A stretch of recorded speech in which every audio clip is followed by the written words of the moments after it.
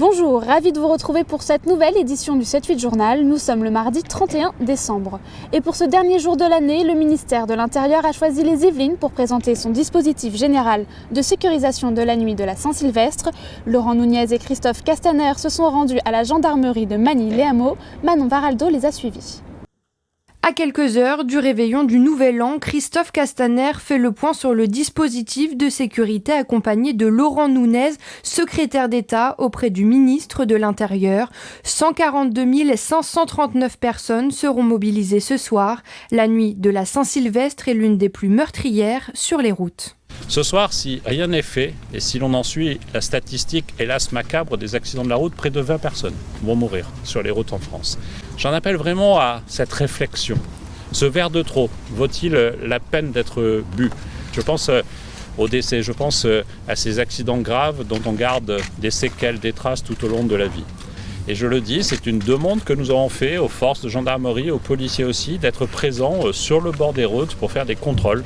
Sur le département, le chef de la gendarmerie des Yvelines informe qu'un tiers de ses effectifs sont engagés ce soir, soit 227 militaires, renforcés au besoin par 62 autres militaires, mobilisables sous 2 heures en cas d'urgence. Il y a les comportements individuels qui mélangent la fête avec la violence, et là aussi nous serons mobilisés sur le terrain. Nous connaissons des risques hélas normaux, notamment en matière de risques terroristes, et donc là aussi l'ensemble de nos services sont mobilisés. Nous connaissons une situation qui n'est pas de tension anormale, mais sur laquelle nous devons faire face. Le ministre de l'Intérieur et le secrétaire d'État se sont ensuite rendus au centre d'incendie et de secours de Bois d'Arcy et enfin au commissariat de Plaisir. Pour ce réveillon, vous êtes nombreux à préparer un bon dîner. La période des fêtes représente un moment fort pour les supermarchés qui peuvent augmenter leur chiffre d'affaires de 20 à 30%. Nous nous sommes rendus chez l'un d'entre eux pour suivre vos derniers achats de l'année. Du foie gras, des huîtres, du saumon, ce supermarché a son rayon dédié aux produits de réveillon. Objectif, liquider les stocks des fêtes et en ce 31 décembre, on compte sur les clients de dernière minute. Ils sont très nombreux qui vont chercher une dernière bouteille de whisky, une dernière bouteille de champagne, du rhum ou je ne sais quoi, ou une motte de beurre, ou des huîtres encore, ou voilà, effectivement, c'est assez sympa, on trouve de tout. Selon un observatoire dédié, les Français vont dépenser en moyenne 123 € pour ce nouvel an. On va manger des roast beef, on va manger des crevettes, et on va manger des escargots, et on va manger du foie gras. Rayon alcool, on s'assure que le plein de bouteilles est fait. C'est très important, c'est une des plus grosses journées de l'année au niveau de ce rayon-là, donc effectivement c'est important, il faut être plein, il faut éviter d'avoir des ruptures pour faire au moins un chiffre d'affaires égal à celui de l'année dernière et puis répondre à l'attente des clients surtout, qui en ces périodes de fêtes, mais de fêtes difficiles, ont besoin de faire la fête. Ce sont pour les invités pour ce soir et puis qu'on passe une bonne fête. Tout est prêt. J'étais faire mes courses mais j'ai oublié le vin. De quoi bien faire la fête pour cette nouvelle décennie, avec modération bien sûr, avant de passer à la galette des rois. 1,438 millions, c'est le nombre d'habitants dans les Yvelines. L'INSEE a publié le décret ministériel officialisant les derniers chiffres du recensement. Le département des Yvelines est le 4e plus peuplé d'Île-de-France.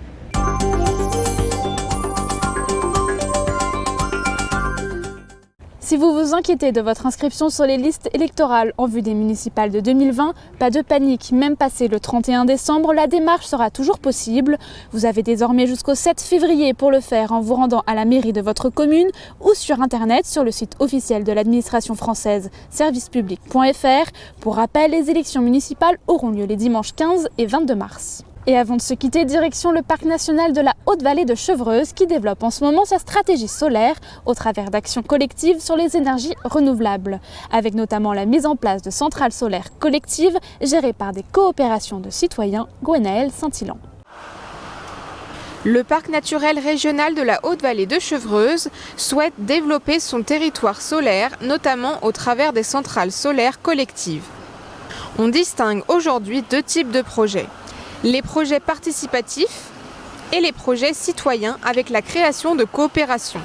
L'idée, c'est de rassembler un certain nombre de bénévoles qui vont s'associer, se réunir, travailler ensemble pour voir comment et sur quelle toiture mettre des panneaux photovoltaïques avec un financement, un montage juridique entre des citoyens bénévoles, comme par exemple sur une école, sur une salle municipale, sur une grange, financée par les citoyens.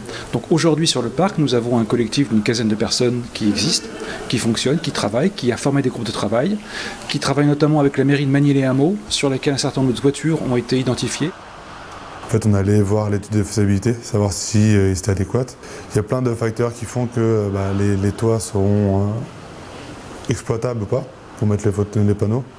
Donc ça va de l'orientation jusqu'à l'inclinaison de la toiture et juste la solidité de la charpente. Et là, on a vu vraiment un toit qui était vraiment très intéressant. Alors, c'était un centre de loisirs. Centre de loisirs, en plus, il y a un gros aspect pédagogique parce que du coup, il va y avoir des enfants. Il faut donc maintenant engager des procédures pour mettre en place le projet. Particuliers, collectivités et entreprises, les motivations sont nombreuses pour rejoindre ce collectif. Aujourd'hui, on a un monde qui se découpe et on a une perte de lien entre les gens et du coup le projet c'est l'occasion de mettre du lien à l'échelle locale et donc ça c'est quelque chose de très fort. Il faut tous passer du temps pour que les choses changent rapidement et donc du coup il y a un petit peu quand même de l'urgence face à tout ça. Je pense qu'aujourd'hui dans ce monde, si on veut pouvoir vraiment avancer de manière solide, il faut monter des collectifs. Là, ça va nous permettre de monter des projets qui seront économiquement viables. Pour moi, c'est un projet qui est essentiel pour l'avenir parce que l'énergie et l'environnement sont des questions cruciales. J'ai fait mienne une devise qui est penser globalement et agir localement. Je voudrais aussi montrer à mes petits-enfants que j'ai fait quelque chose pour la planète. Dans le projet, je veux apporter quelque chose, je veux être là pour aider à cette transmission de savoir. C'est la nouvelle énergie, c'est ce qu'il faut pour le futur. Je ne veux pas transmettre des déchets. Le côté citoyen de la chose. La deuxième motivation, c'est l'énergie. Tout ce qui peut contribuer à diminuer ce réchauffement, la sobriété énergétique, mais aussi les énergies renouvelables, ça me paraît un élément important. Plutôt m'investir dans un projet concret qui fasse vraiment avancer les choses, mais de façon concrète. Voilà. Pour moi, c'est une façon de mutualiser la production d'énergie au lieu de le faire chacun dans son coin. Enercity, l'ALEC Ski, l'ALEC Ouest Essonne, le parc naturel et énergie partagée accompagnent le groupe dans ce projet de centrale solaire dans le parc naturel régional de la Haute-Vallée de Chevreuse. Vous êtes intéressé pour rejoindre le projet? Rendez-vous sur le site du parc pour connaître toutes les actualités et informations. C'est la fin de cette édition. Le 7-8 Journal continue de vous accompagner en 2020 et revient dès le 2 janvier. En attendant, toute l'équipe vous souhaite un bon réveillon.